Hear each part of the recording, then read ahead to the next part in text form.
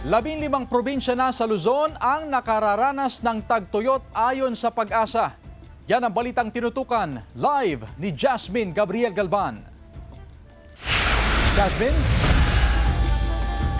Chris, sa ngayon ay patuloy pa rin tumitindi ang epekto ng mainit na panahon sa Hilaga at gitnang Luzon. Natutuyo na ang ilang sapa sa Kasiguran Aurora dahil sa mainit na panahon. Nangamatay ng ilang isda sa sapa. Bukod sa mga sapa, apektado na rin ang ilang sakahan sa matinding init. Nauna nang sinabi ng Kasiguran Municipal Agriculture Office na nasa 30 hectares ang maapektuhan ng mainit na panahon dahil sa kakulangan ng patubig sa mga irigasyon, partikular sa mga sakahan na nasa matataas na lugar na umaasa lamang sa ulan.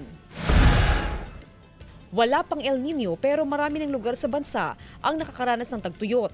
Ayon sa Pag-asa, nasa 15 probinsya sa Luzon ang apektado na ng drought. Kabilang na dyan ang Cagayan at Isabela na isinailalim na sa state of calamity. May tuturing ng drought kung 3 sunod na buwang higit na mas mababa sa normal ang bumuhos na ulan sa isang lugar.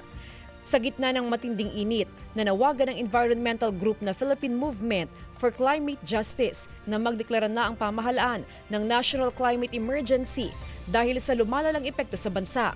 Wala pang reaksyon ng palasyo ukol dito. Chris, dito naman sa Mangaldan, Pangasinan ay tuloy-tuloy ang ginagawang monitoring ng Agriculture Office para matiyak na yung mga taniman nga ng palay o taniman ng mga gulay ay patuloy pa rin na namomonitor ng otoridad. Ayon naman, Chris, sa Agriculture Office, karamihan sa mga tanim sa ngayon ay mga gulay na kung saan ay hindi nangangailangan ng maraming tubig. Alam na rin daw ng mga farmers ang dapat na gawin para matiyak na maganda yung produce ngayong dry season. Samantala, as of 2 p.m.